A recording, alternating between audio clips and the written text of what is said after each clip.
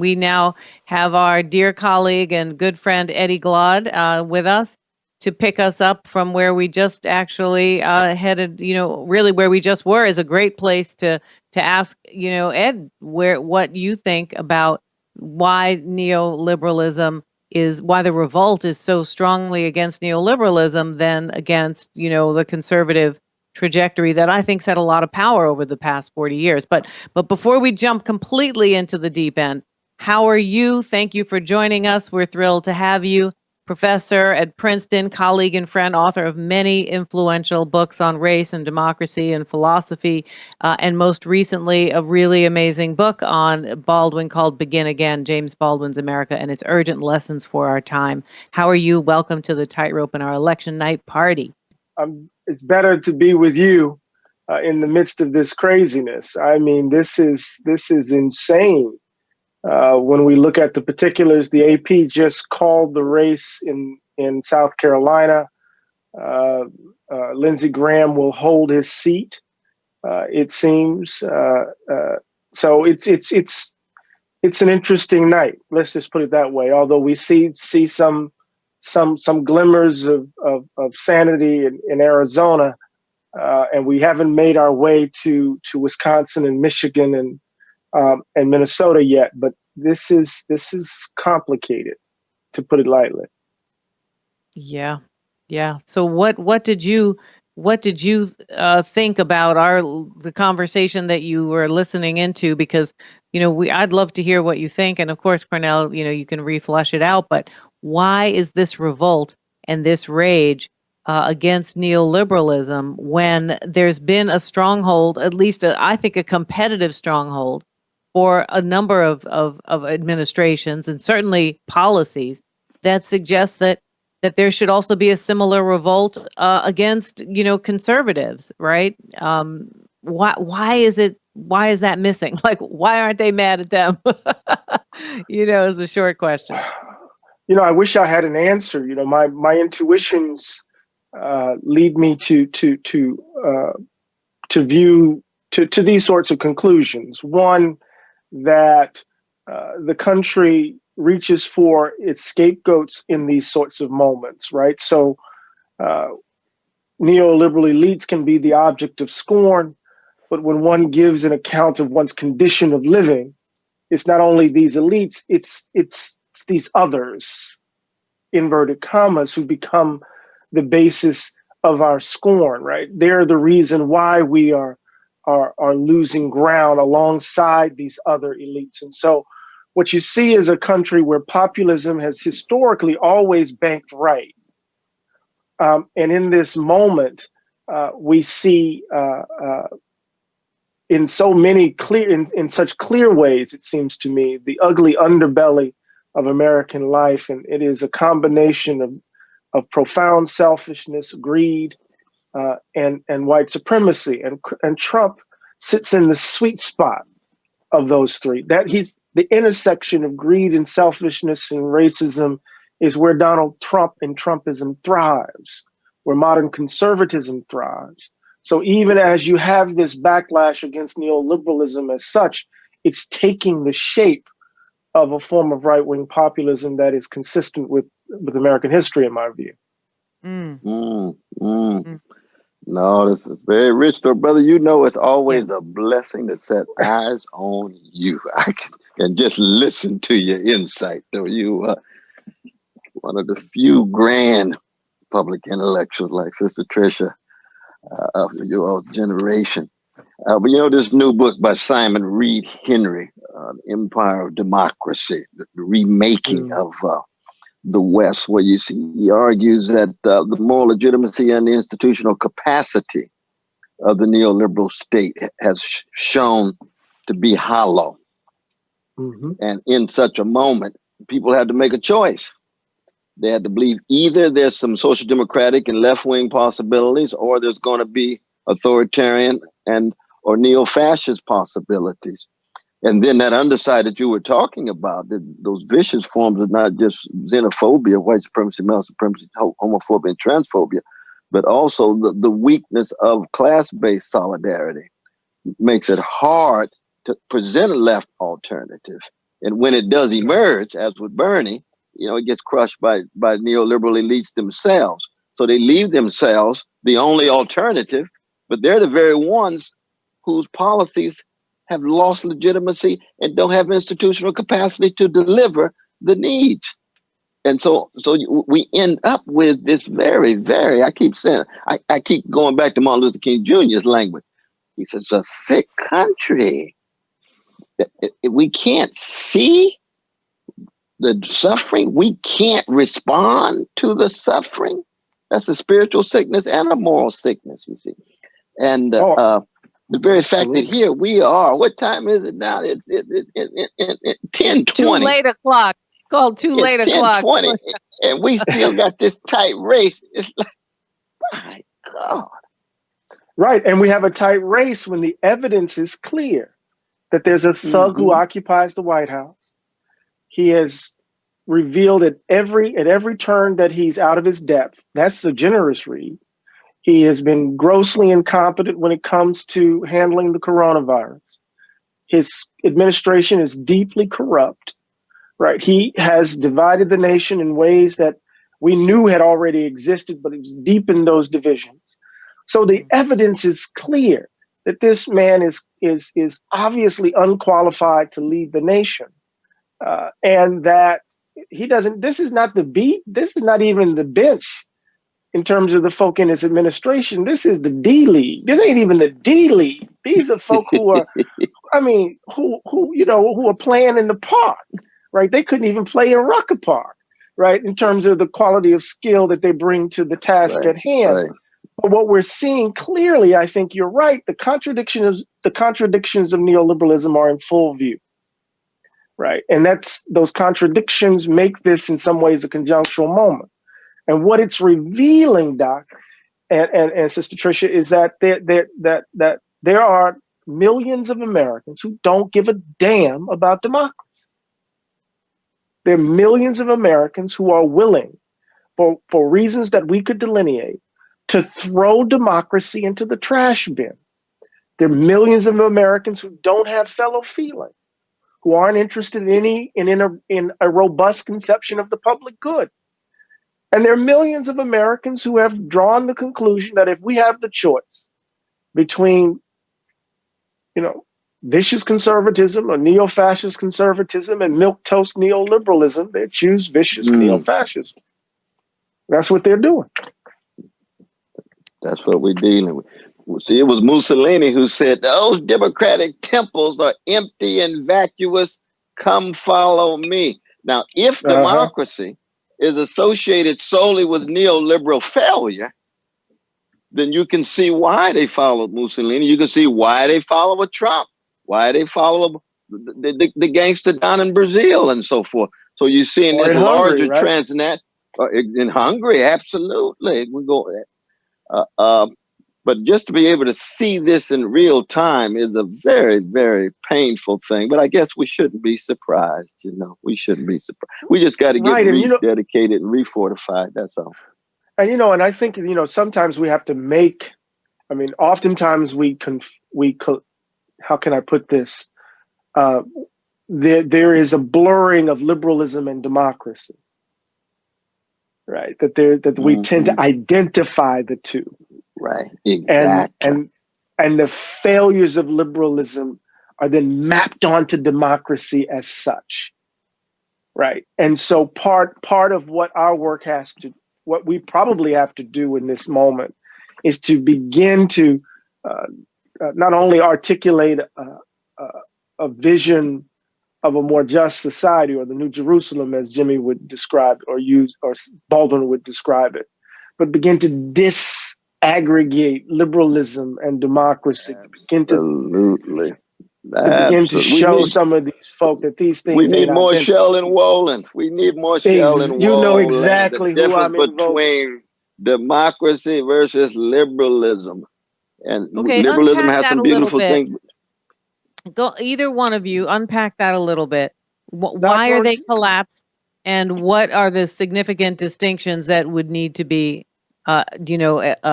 developed in order for those spaces to flourish? The space between. I'll defer to my to my No, teacher the on this brother, one. brother No, Eddie, no. he got John Dewey, he got Sheldon Wolin, he got Judas Butler, he got Bonnie Honig, all of those folk, Wendy Brown, who's been trying to teach us that democracy is the empowerment of poor and working people around a common purpose with a robust public life. And once your public is vacuous, and once anything is in common is called into question, it's just individualistic and much more predatory, and it's all about money, money, money, wealth, wealth, wealth, status, status, status, then that liberalism becomes feeble, and any democratic possibilities are trumped, and we can say that in a whole lot of different senses, they're trumped. And the alternative becomes this right-wing populism or neo-fascism. And so it's the difference between a John Dewey and a Wolin on the one hand and neoliberal thinkers on the other. They're always looking at it from the vantage point of poor and working people as citizens. And when we begin to think about, for example, how an idea of negative liberty can easily morph into, right, a kind of selfishness as virtue. This is Ayn Rand, right? She thinks of selfishness as a kind of virtue. Selfishness. That's right. The virtue of selfishness, right? And so, and remember the former Speaker of the House was a Rand fanatic. That's Paul Ryan. And so you have it such that selfishness becomes a synonym for liberty. So much so that it becomes a tyrannical act on the part of government to tell people to put on masks to protect their fellows. And so when you have selfishness as a superordinate value, it becomes very difficult to imagine a robust conception of the good. That's right. So that's right. So this notion of liberalism has eviscerated a sense of common feeling, a sense of genuine community that will allow us to imagine what it means to live in right relation with our fellows. And so what you get in effect, right, is rampant greed, corruption, domination. And then what you get are folk who are catching hell and reaching for the easiest answers to account for that hell that they're catching. But isn't I'm sorry.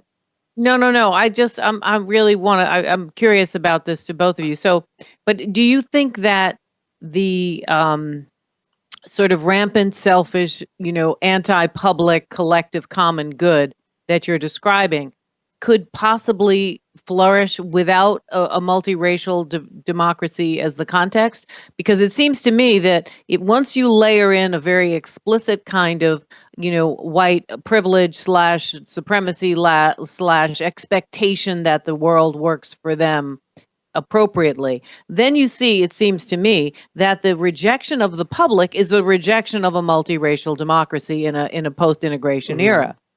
Right. And if that's the case, then it's not just about liberalism per se.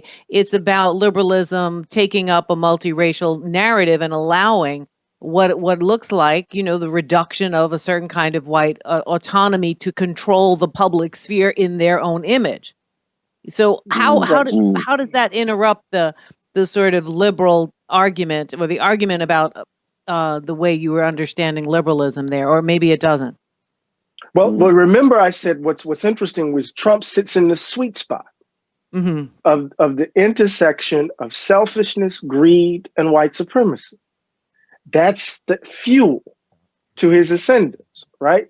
So it's precisely, and we could tell a story where when we think about the last 40 years of a political ideology, would you call it Reaganism or Thatcherism or neoliberalism? What it has involved is transforming citizens into self-interested persons in pursuit of their own aims and ends, right? In competition and rivalry with others.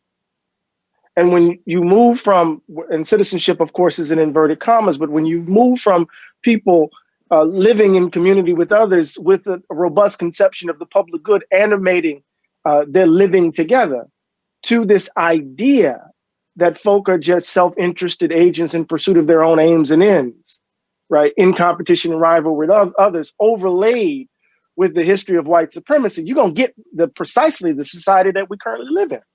But what I'm trying to argue, Mm. and I'm messing with y'all too, which is ridiculous because this No, is but y'all this is area. good. This is But good. what I'm trying to say is I don't think that you had that common good for whites in America under segregation, under Jim Crow, under slavery, so on and so forth. What you had was a white public sphere. And because it was marked as white, it could look like the common good. So what Mhm. happens with the individual Mhm. selfish framework that emerges later is basically saying, I'm taking my marbles out of here because y'all are now asking me to to play games in school, to play, to basically have to share resources, share institutional power with a variety of non-white. And so But to I me, it's think you're about the absolutely right. I do too. But the Absolutely. difference is this, though. But the difference is this, and the dear sister, what's her name, Sarah Chase, in her recent book on corruption in America, that since the 1970s, there has been multiracial neoliberal corruption tied to the system of big money and big military, and that's what people are also rejecting. But what Trump does, he has a distinctively xenophobic version that presents himself as an alternative. Right. And of course, the fact that he's even more corrupt than the neoliberals, but the neoliberals cannot deny that their guidance of the status quo did not deliver. So when Brother Eddie says, well, the right wing view was pushing liberty and it led toward greed. And we know the liberty of wolves means the death of the lambs. The liberty of the slaveholders means the death of the slaves. The liberty of capital, the liberty of males in a patriarchal world, the liberty of straights unregulated means death for somebody. Gays, lesbians, whatever it is. So liberty is a very precious thing. We all support rights and liberties. But when liberty itself becomes a metaphor for what Alan Greenspan and what the Ayn Randian folk meant, then you completely pull the cover from any public life and what is held in common. But that also means black and brown and women folk also got in on the multiracial neoliberal status quo. And when the poor and working people were left outside. This is really important to understand what's happening in Miami-Dade County right now. In Florida. What happened in Miami-Dade? Florida is going to go Trump's way precisely because Cubans and Venezuelans and Nicaraguans have broken towards Trump in Miami-Dade County. 36% of Latinos voted for Trump in Ohio. Is that what the data says tonight? That's what they're reporting. I didn't know that. So part of what we're talking about here, right, is very clear, right? Is precisely what Doc just laid out, right? And so I think we're witnessing in some ways, if I don't want to suggest that Trump is going to win because we still got Wisconsin, right? And we still have Michigan, that's right. We still got Minnesota, we still got Arizona, we still got Nevada. We don't have Ohio still. No, Ohio is still up. Ohio and North Carolina are still close. Okay. In fact, Trump is in the lead in both of those now. And according to, I was just on a show, and the pollster was saying that Biden was underperforming the polls by 3 to 4 points in Texas, Georgia, and North Carolina. Right. So Pennsylvania will matter in ways that we hope that it wouldn't, that some of us hope that it wouldn't. But Biden's going to have to run the tape because he's how can I put it? He's beating Clinton numbers, but he's not beating those numbers at the level that he needs, right? In order to win. So I was thinking we were going to get this 64 kind of outcome with Goldwater. I thought we were just that the country was going to just make it clear that this was nonsense. But what we're seeing is a much more complicated landscape and a much more deep investment in the ugliness that we've been describing across the board. Yeah. So No, I my get it. last, I mean, this is a little too heavy for me. I'm like, this is going to be a nightmare anyway. But listen, so Eddie, what I know, good move. Yeah, I know. This has my evening tea in it also. Um, but I'm sorry. what do you say to people who've made the argument that we had to choose Biden, we as in liberals / Democratic Party, as in anybody in the anti-Trump alliance, had to choose Biden because to choose someone farther to the left would have only left this centrist group who is also fed up with all the things we're talking about, but would have left them nowhere to go but toward Trump. Um, what do you Right. I say mean, to that? so to me, the obvious response to that is that the evidence suggests that argument just doesn't hold water. Right. So you say that we needed to choose a centrist Biden, but one of the arguments that was made in Miami-Dade County, for example, going back to that, was that Biden was still tarred with the brush of socialism.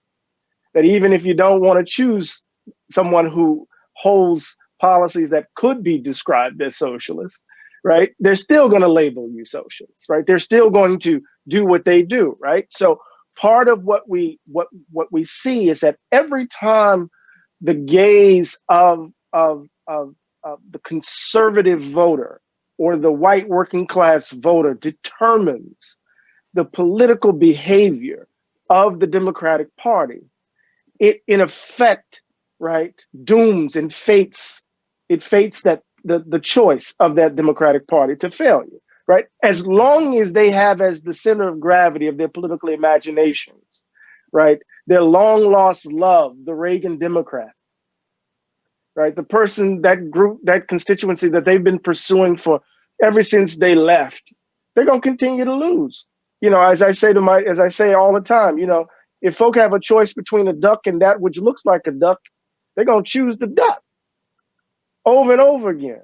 And so these people keep trying to adjust in order to appeal to these folk, as opposed to putting forward a robust, radical vision for the country.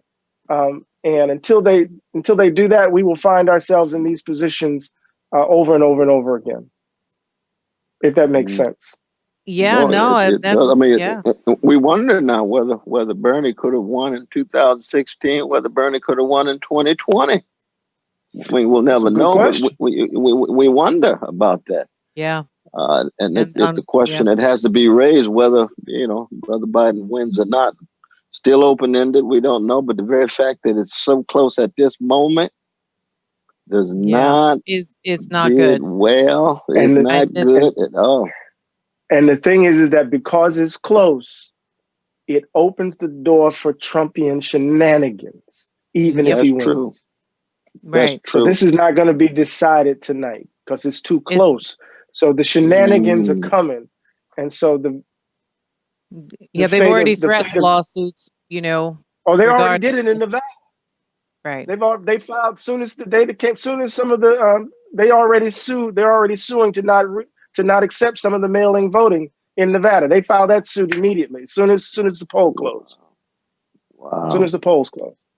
All right. Well, goodness. We're in a mess. We're in a mess. Yeah, we're in a mess. But it's not new for us. We come out swinging. And because I'm with y'all, because I'm in conversation with y'all, I feel so much better. So we good. We go. You bring great to see you. Some light. You bring some heat, and you bring some love, brother. When the love coming right back at you. Yep, it's beautiful. So we know you've got to head on over to somewhere else, and we don't want to hold you up or make you late. And we're just grateful to have you with us. And we'll pick you up again another time and see how we feel in a couple weeks after this mess is a little further down the road. But thank you very much, Eddie. It was really great to have you, everyone. This is Eddie Glaude, Princeton professor, great colleague and friend, and we're really delighted to have you anytime on the Tightrope. Thank you so much. All right. Love you much. Y'all take care now. Love you much, brother. One and only Eddie Glaude. Yeah. One and only. Yeah. I mean, I'm still wondering. That was rich. Yeah, that was heavy. I mean, I'm still wondering about this proverbial suburban white female voter. I mean, I don't know. I mean, I mean, if Yeah, you if wonder what Biden wins, happened. You wonder what happened. yeah, right. What you know, would a Bernie have been too threatening um, for this particular constituency? But I don't know. We'll have to wait and see. It's not to be determined 100%. But I mean, I appreciate the spirit of saying, look, we just need to have a clear vision, a bold vision, an articulate vision that is not easily manipulatable, right? Into Right, these, right. No, tropes it's of true. black and white, That's grainy true. pictures of the inner city, um, Absolutely. I mean, the other variable and factor in regard to somebody like Brother Bernie would be that 40% or so that don't vote at all. If you could get right. another 10% of them, 1 out of 4 of them to vote for the Yeah. first time in 50 years. But it Mm. looks like that's pretty stable. That's pretty constant. And not only That's that, but if you got them to vote, you'd have to make sure their votes were going to count and that they weren't going to be, basically harassed at the polls for a yeah, variety of that's true techniques. too. That's true too. You show That's up, we true never seen too. you before. What's your ID? So Yeah, on and so forth. absolutely. No, that's Yeah. true.